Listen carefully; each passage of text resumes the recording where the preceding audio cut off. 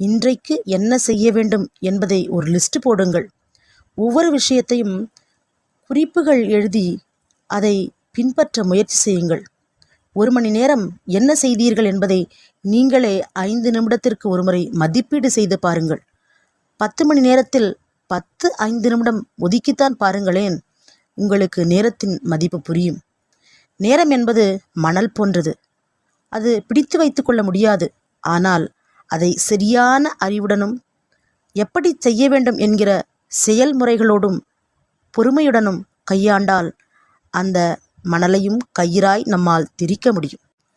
நாளைய நம்முடைய வெற்றியானது இன்றைக்கு நாம் செய்யும் செயல்களில்தான் இருக்கிறது. இன்றைக்கு நாம் எப்படி நேரத்தை கையாள்கிறோம் என்பதில்தான் இருக்கிறது. வெற்றி என்பது எப்பொழுதும் தனியாக பார்க்காதீர்கள். வெற்றி என்பது இன்றைக்கு